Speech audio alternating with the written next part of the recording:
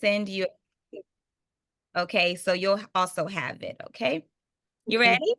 Yes, I am. Awesome. Okay, well, again, I want to just thank you so much for joining us. As the founder of Bees Bayou Skincare, I started with just Googling and learning about Mhm. microbiome and organisms that live in and on our bodies and what purpose they serve. And not being a microbiologist, there's a huge wealth of information that I don't have outside of just trying to find it and see how we can incorporate that to teach our not only teach but also encourage our customers so that way they feel empowered, that they know what's going on with their bodies and just in general. So thank you, Yes. yes, for helping us fill in those gaps. So I know you're a microbiologist, but can you give us a little background on what you do and what made you interested in microbiology? Because it's so cool. Yes, I totally agree. So, I started out my career as a marine biologist, and then in my undergraduate university, I started learning about these fascinating organisms called parasitoids, which are parasites that infect insects predominantly. And so that started my interest in more of a microbiology related field.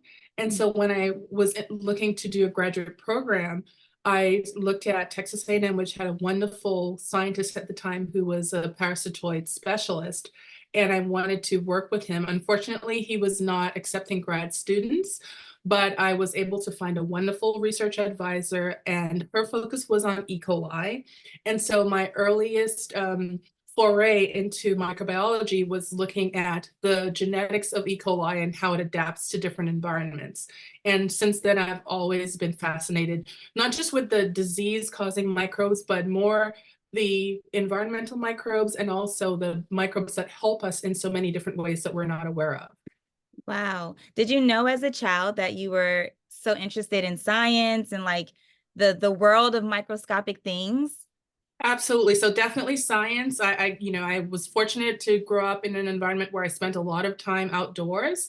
And so that piqued my interest in science in general. And I've always had an investigatory mind. And so that also helped in terms of going to graduate school. That's amazing. For anyone who wants to be a microbiologist, what would you recommend? Like, is there a certain pathway? And like, what are some of the different uses that come out of studying microbiology? I'm sure it's a lot. Absolutely. So there are so many different specific aspects of microbiology, which covers a lot of different types of microbes. You can, get into the food industry. There's a lot of microbes that are involved in making different beverages as well as different food items, yogurt, cheese, uh, beer, wine, all of those things are reliant upon microbes. And so I would say find out what you're really interested in learning about, because guaranteed there's going to be an aspect of microbiology that you can apply to that specific area. And then I would encourage anybody who's interested to really focus on math and science in your starting from middle school or even sooner, because that's going to be helpful. And when you are in high school, if there are opportunities to maybe go and do an internship in a research lab, if there's a university nearby, or even a summer program that involves microbiology, then I would encourage anybody who's interested in microbiology to pursue those. But as we are sitting here right now, you can tell that there's so many different new avenues of microbiology that are being explored by a number of different industries. And so I think the skincare industry, definitely the dietary industry, which has been expanding over the past few decades in terms of focusing on things like probiotics and gut health, is really important. And so you can, again, find what you're interested in, and there will definitely be an aspect of microbiology that is applicable. Yeah, that's amazing. And being in the cosmetic industry now, and just seeing how things have moved so quickly in that space, it's really eye-opening as someone who loves formulating too, to see how we can incorporate those things. But before we get to that, can you explain what exactly is like the gut microbiome specifically? Because I understand, or I think I understand that different parts of the body has different, I guess, environments of microbiome or micro, I guess, organisms. So can you explain that? Yes, so by far the number of microbes that are part of our body exceed our actual cells, our human cells, and that include microbes that colonize the skin and microbes that colonize places like the gastrointestinal tract. You also have microbes in places like your nasal passage. And so the microbes that are present are going to either be transient, meaning that you're exposed to them temporarily. So if you're in a different environment, maybe you're exposed to what's in the air, but you also have your natural or native microbes that are going to be present. And so the gut microbiome is simply the collection of microbes that are usually present within a person's gastrointestinal tract. And we focus on the gut, but it's really not just the gut. We have the upper respiratory tract and the upper digestive system, as well as the lower digestive system, that have really important microbes present as well. And what we want to have in, an ideal situation is we want to have a balance of microbes that are going to be what we call mutualistic microbes, microbes that are going to be getting nutrients from us to some extent, because that's how they get their nutrients, but that are also going to be helping us, whether it's physically helping us by just coating the internal surfaces of our gastrointestinal tract so that it prevents more pathogenic microbes that we may be transiently exposed to from colonizing us, or if it's actually helping us by producing things like vitamin K and vitamin B12, which is what some of the microbes in our gastrointestinal tract do. Sorry. That's amazing. Mhm. Okay, so how does that play a role in our diet, our stress, or like how does our diet and our stress play a role in what those microorganisms are doing? Yeah, so definitely when it comes to stress, we have immune responses that may be triggered when we're stressed, and that may potentially also trigger parts of our microbiome internally to secrete different types of chemicals, proteins, and factors that may benefit us to some extent, because it may be secretions that help to increase the coating in places like our stomach or our large and small intestine. So that may be helpful. But we also have triggers that may cause microbes to secrete factors that may be seen as something that is causing an almost like an allergic reaction, if you will, within our system. And that's where we want to try to maintain our stress level at the minimum if possible. And we also want to try to eat healthy, because the healthy composition of foods that we eat is what the microbes are going to be exposed to, and that's going to help them to get the nutrients that they need to remain established. And one factor, for instance, is when you are, not getting enough nutrients in your diet, and then your gut health is decreased because the microbes are not getting the nutrients that they need from the food that you're eating, then that might alter the balance of microbes in your system. And a really important aspect of the microbes in our GI tract is simply just their presence. So the beneficial microbes provide a protective layer that's going to exclude pathogenic microbes that we may encounter transiently. But if we don't have those beneficial microbes present, then that's where the pathogenic microbes may become more well established in our GI tract. And one of the triggers for that sometimes, in addition to stress, is also things like taking antibiotics. And sometimes we need to take antibiotics, especially if we're having like surgery or if we have another infection. It's sometimes helpful, but at the same time, especially for our GI tract, if we're taking oral antibiotics, that may be a factor that inadvertently removes some of the helpful bacteria that are present. And so we need to then potentially restore the natural balance either through our diet or by taking probiotics. Got it. And so, in my own personal experience, I felt like from high school through most of college is when I started learning about probiotics and how they were helping my body. And I also researched and digestive enzymes, which was kind of helping me as well. And I'd gone to an allergist and dermatologist to try to just figure out what is going on with my body? Like, what am I doing wrong?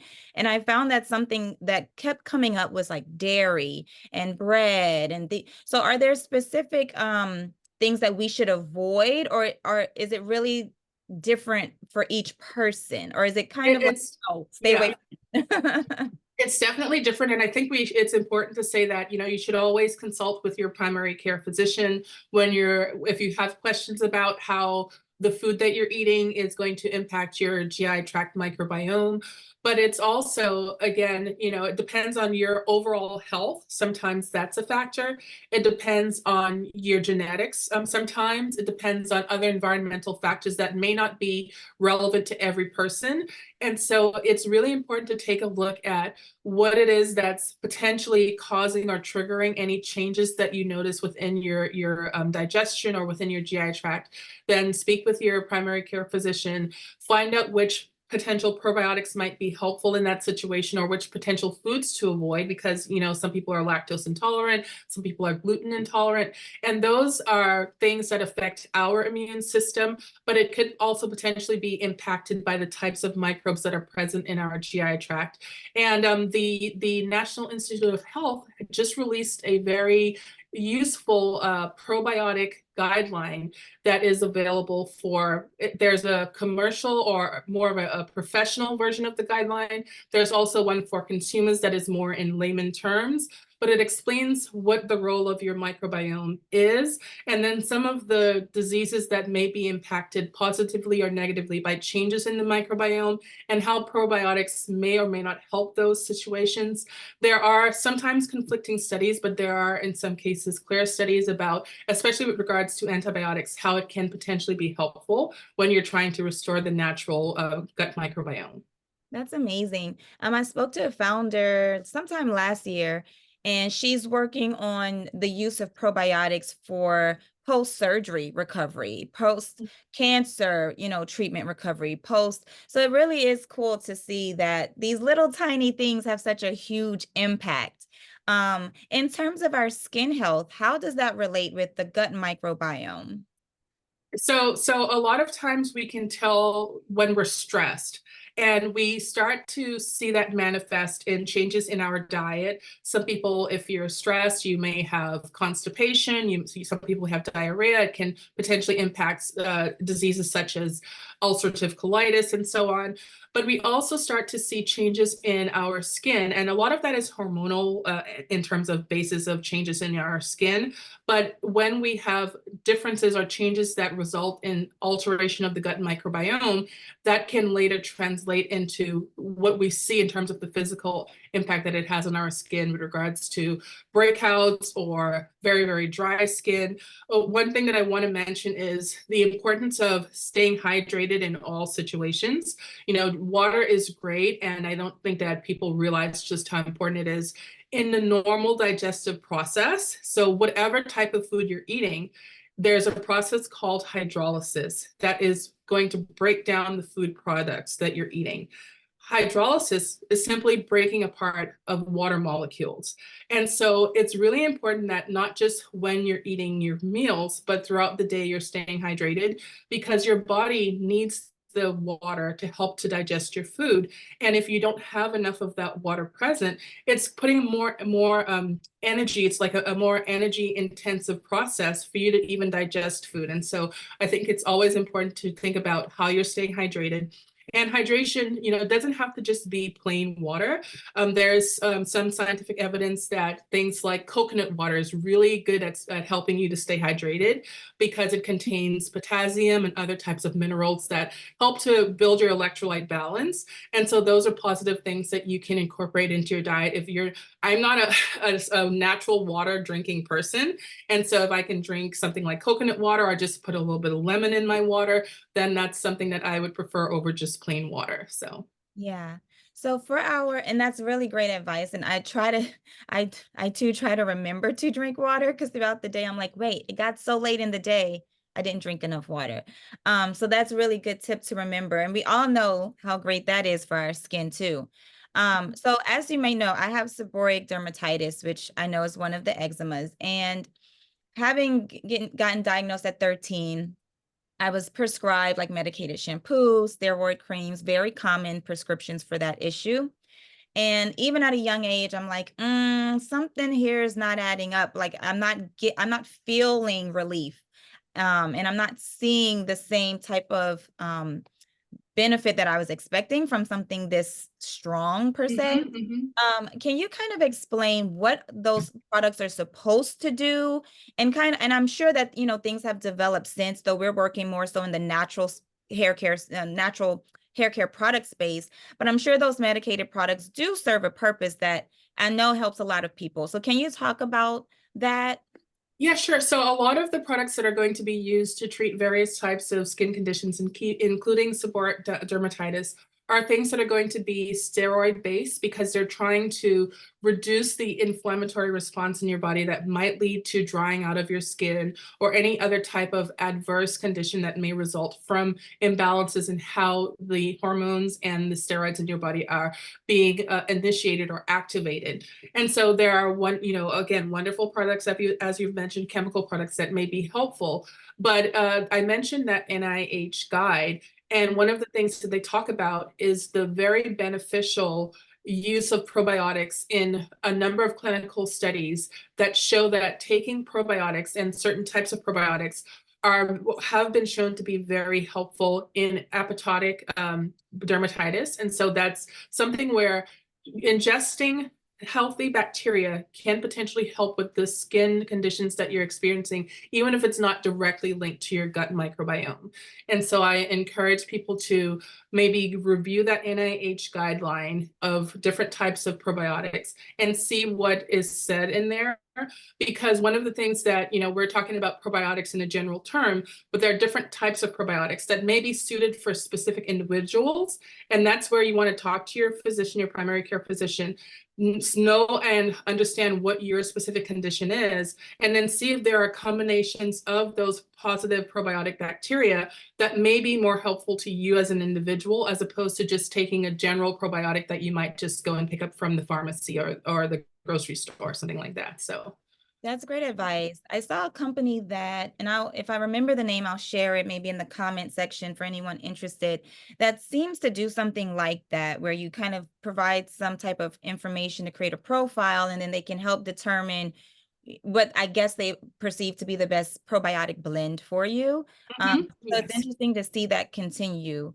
As far as natural remedies, I know you talked about inflammation and how the medicated products are trying to help quell that.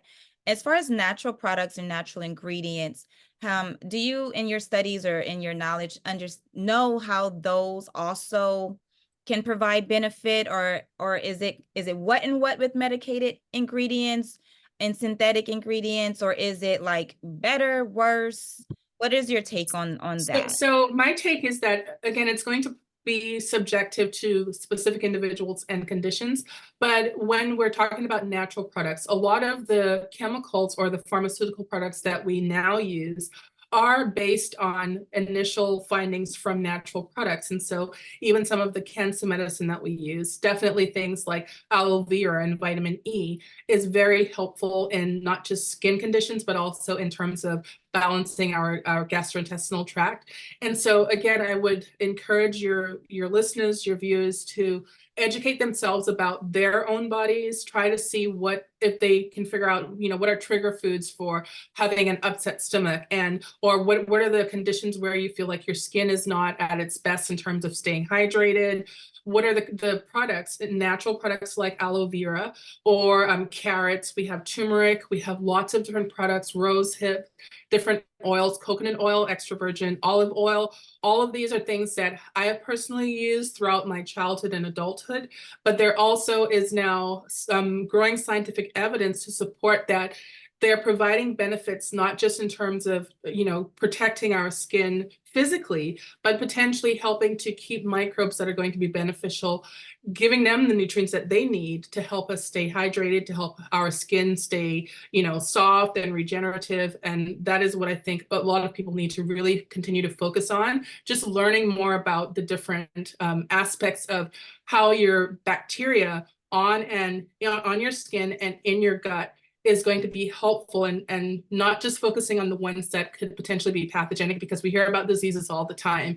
We're just emerging from COVID, and so people are still focused on a lot on the negatives. And every now and again, you hear about, a salmonella outbreak or an E. coli outbreak. But E. coli especially overall is one of the most beneficial bacteria that we can have in our GI tract, because the one that's natural to our GI tract is the one that's producing our vitamin K and our B12 and helping us to stay healthy and helping to prevent those more toxic or pathogenic bacteria from becoming established. And so, yes, there are pathogenic versions of E. coli that are potentially going to cause infections. But for the most part, in healthy individuals, E. coli is a beneficial microbe that's very, very present in our GI tract, as well as other types of lactobacilli. And I know some people who may be lactose intolerant think that they don't need lactobacilli, or they want to stay away from dairy. But probiotics that contain lactobacilli may also be helpful, even in those situations where you're a lactose intolerant person, because the bacteria will naturally help to balance the environment within your gut. So That's amazing.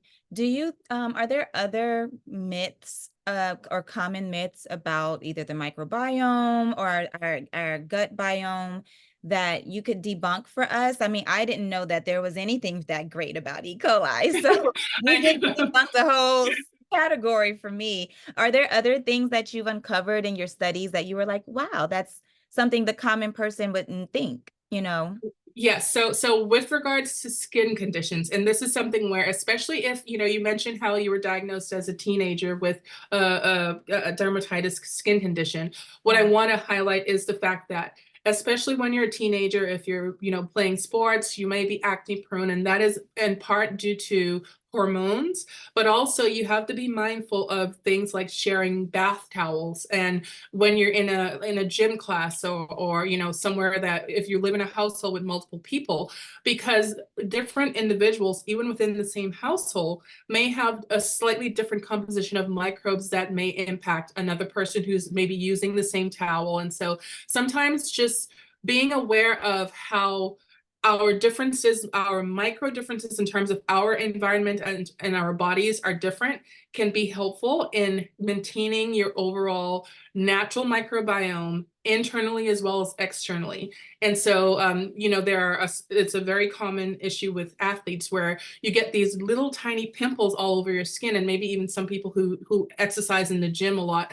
And it's because you're taking that towel and you're, drying your body with it, and you're maybe not recognizing that there are microbes on there that are getting into your skin as you sweat and as you rub and dry yourself. And so that is something where I encourage, especially teenagers who are already focused on not getting acne, which is a natural part of being a teenager, but focus on, in terms of hygiene, just being aware of making sure that you're, using dry towels every time, and changing out your towels in terms of when you're playing sports, making sure that you're not using somebody else's towel, in terms of home care and taking baths and so on. Those are things that transfer microbes from person to person. And although it may not result in some major infectious disease, it could potentially impact your skin overall. And so those little changes can help to keep your skin healthy.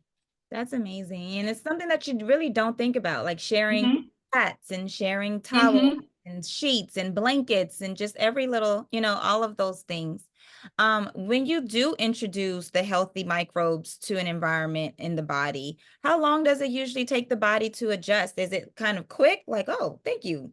Or is it more like, wait, these microbes need time to rebalance? Like how does that work? I'm so Well, curious. it's subjective, and so of course it's going to depend on the person's overall health and the extent of imbalance that is present at the time that you're trying to take or introduce these probiotics, or just through food that you might be eating.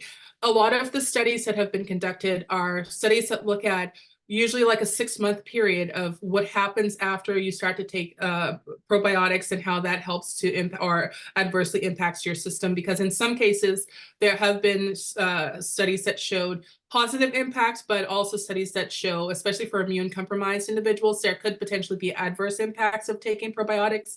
And so again, that's why you want to make sure you speak with your doctor, get some advice about what might be the best course of action for you. But usually about 3 to 6 months is when you start to see changes based on the scientific literature. And again, it can vary. One thing that I would also mention is with newborns, for instance, our gut begins to be colonized during the process of birth. And so natural birth is when we start to get our gut microbiome. As we're passing out of the birth canal, the E. coli that becomes established in our system is E. coli that's actually present in the mother's birth canal. And Wow. so that's when the babies start to get their gut microbiome established. There have been some studies that link potential later gastrointestinal illnesses to cesarean sections, because that is a process where we're not going through the natural birthing process. So we're not getting those healthy bacteria that are going to establish our gut microbiome in the same way. And so again, talking to your physician and seeing, in terms of breastfeeding, is there a way to introduce probiotics to infants who've been born via cesarean section? Or what are other ways that you can help them establish their gut microbiome because they're not getting it through the natural birthing process? Wow, that's deep. I could go down so many other questions with that, but that's really good to know, and I appreciate you for sharing that. What about with wound healing? It's one of the things that I read about back when I started Bees Bayou in 2020 was they were showing the benefits of probiotics for wound healing and wrinkles and acne, as you mentioned, and so forth. So how do they help with recovery for wounds? Yeah, so again, it's going to depend on, the extent of the wound. Sometimes it can be something where you just establishing the natural bacteria that may have been impacted by a wound is going to help to establish that connection that is temporarily impeded when you have some kind of a flesh wound, or a situation where you might have an ulcer or something where your gut microbiome is disrupted. But, again, it's something where you want to talk to your physician, because at the time when your skin or other parts of your body may be compromised by any kind of a wound or an incision, whether it's surgical or if it's something where you had an accident, those are also points of entry for bacteria that may not usually cause infection. So wound healing involves making sure that you protect the wound and allow the body's natural clotting factors and other chemicals and immune responses to take over and start to allow that process of healing, but also to make sure that you are protecting that area potentially with beneficial bacteria so that you're not being exposed to bacteria that may be in the environment and may cause infections. And so one way to do that at times is to potentially use UV light as a part of the healing process. For people who are diabetics, for instance, in wound care, that's one of the things that may be very beneficial. The UV light is going to kill the bacteria that may be associated with the wound itself. And although it's killing potentially all types of bacteria, what you're really trying to limit is the exposure of the wound to any type of pathogenic bacteria, whether it's a known pathogen or something that we called an opportunistic pathogen, which is something that may not usually be pathogenic, but because you have this, this entry point, then it may cause an infection. And so proper wound care involves making sure that you initially limit the type of bacteria or any bacteria that is present in the wound. And then as the incision or wound heals, that's when you want to start using those products that are going to promote your healthy bacteria, but also really just be aware of keeping that area clean and allow it to heal to the point where you have that protective layer of your skin. And then the bacteria that are going to be beneficial will start to recolonize that particular environment. Probiotics can potentially help internally, because with the probiotics, you're getting the healthy bacteria that are known or that have been shown scientifically to promote your overall immune system and your immune response. But again, depending on the situation, you may not want to take a probiotic at the time that you have a wound, because that might actually cause an imbalance in the natural bacteria. So. Gotcha. One of the things that I was really curious about, and you had mentioned this before our call, so I have to know, is how massage therapy and the microbiome, how do they connect? I have to Okay. Yeah. So in positive and negative ways. So of course, we talked about the fact that our skin is colonized or is inhabited by many different types of microbes that are protective and beneficial. When you're getting a massage, for instance, you are potentially putting, providing or creating small little incision points where bacteria that are typically just on the surface may gain access to below or sub epidermal layers of your skin. So you have to be mindful of that. A lot of massage therapists will use herbal oils, things like lavender oil, which do have some beneficial antimicrobial properties.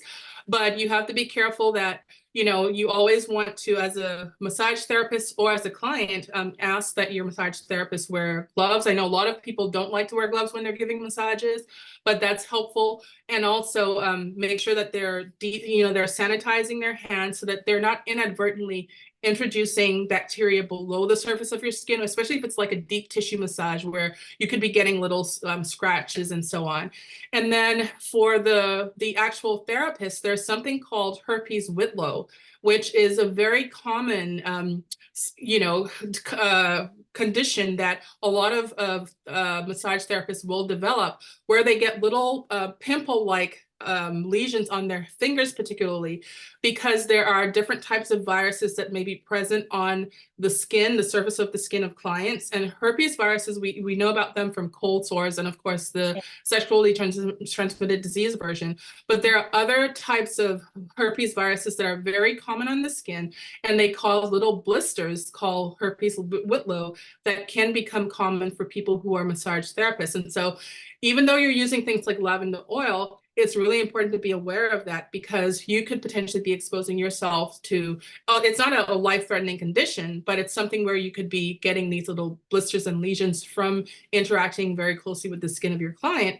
And then if you have multiple clients and you're really into using your hands without gloves and so on, which a lot of massage therapists do, you could potentially be transferring those microbes to somebody else. And so making sure that you're, sanitizing and aware of the fact that any kind of pressure that may produce an incision into the skin might be an entry point for bacteria that are usually on the surface of the skin that are not causing any adverse impact until they're below the surface. So you might have more, pimples on a particular part of your skin, and you don't realize it's because you just got a little scratch while you're getting a massage. So.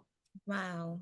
Something else I have not ever thought about. And I'm sure so many other people have never really thought. I mean, you think about general, use hand sanitizer, of course. Mm-hmm, You're not mm-hmm. thinking about the incisions that might happen from a massage. So that's good to also keep in mind. And you mentioned the hands, and that made me think of when we wash our face, when we're always touching our face throughout the day and things like that. To be mindful of what we're Mm-hmm. doing around. And I know for a lot of our customers, we have sensitive skin conditions like eczema, psoriasis, acne, maybe. You mentioned even diabetics earlier. I know their skin can sometimes, need special care. What Mm-hmm. should we do in our routines, or what types of products do you think we should use or maybe should avoid in those daily face and skincare routines, even our scalp? We Yes, love so, scalp. yeah. So even if it's a more an autoimmune or a genetic based type of skin condition like eczema, which is not an infectious disease, you can have situations where, because of the drying out of the skin and not having those natural oils that are present, it may make your skin more susceptible to infections, because just like with the massage example, now the bacteria that may not usually get in under your skin, they may have access points because of the dry, flaky skin. And so again, there are lots of pharmaceutical products that will help to hydrate your skin. Water, again, is really important.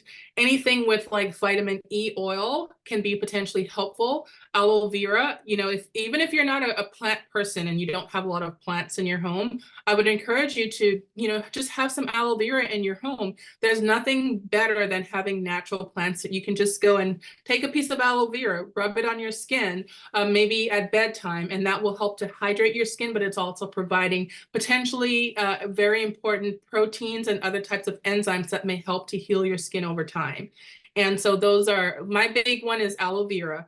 And then coconut oil It also depends too, if your skin condition is something where you're overproducing oil, then you may not want to use something like extra virgin olive oil or coconut oil on your skin, because that's going to exacerbate the problem. So, you talk to your dermatologist, find out what is going to be best for your situation. But there are lots of plants and essential oils that you can find, and those can be helpful if you consistently apply them, depending on the situation in your specific case. So. Wow. Well, thank you. Thank you for the tips and the Mhm. education.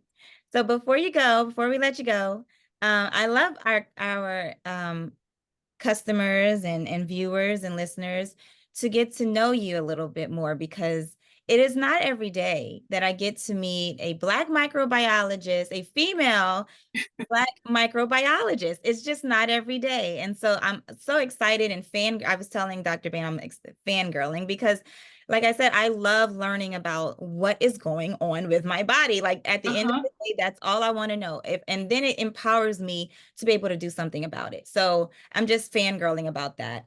But we want to get to know you a little bit before you go. So I'm going to ask you a couple questions. Hopefully they'll be more fun for you, so you won't Okay. too much pressure. But where are you from? So I spent most of my childhood in very remote parts of the Bahamas, and then mainly in South Florida. And since my teen years, I've lived in about 11 different states. And I've been more of a road warrior, if you will, until recently. I have a 6-year-old son, and so I'm more settled in California now. I live in Monterey. But my childhood was spent on a lot of different adventures. My parents worked in very remote parts of the Bahamas, and so that's where I spent most of my time until I was old enough to go to school.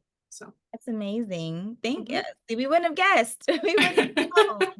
Okay, what is your favorite Bahamian food? Oh my gosh. So I love seafood. I could eat Caribbean spiny lobster every single day. I was joking with my sister that I love cooking, and I'm going to one day, when I have time, make a seafood cookbook that's basically 365 ways to make lobster. And it's going to be a lobster dish for every single day, because I can literally eat lobster every single day.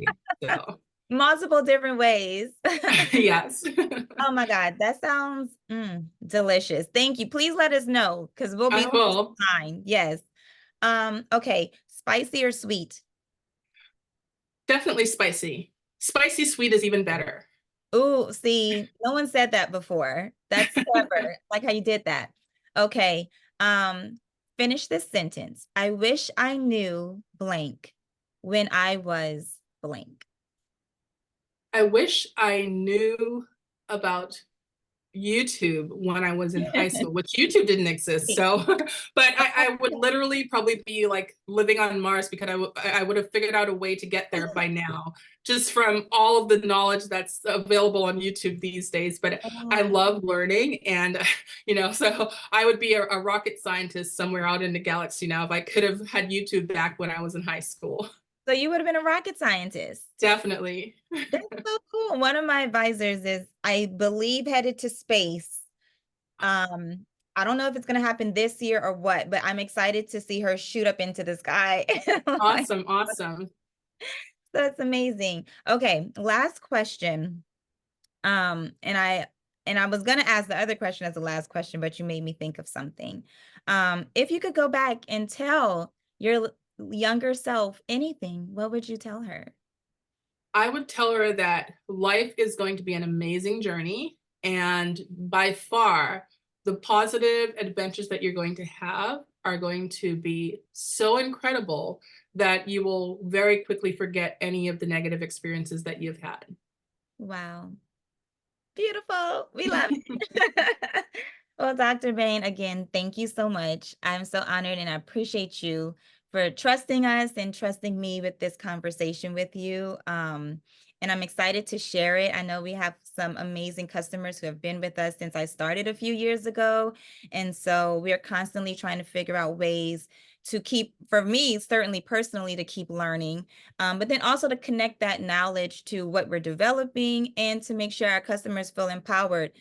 So last thing, what can we do for you? Is there anything we can do for you?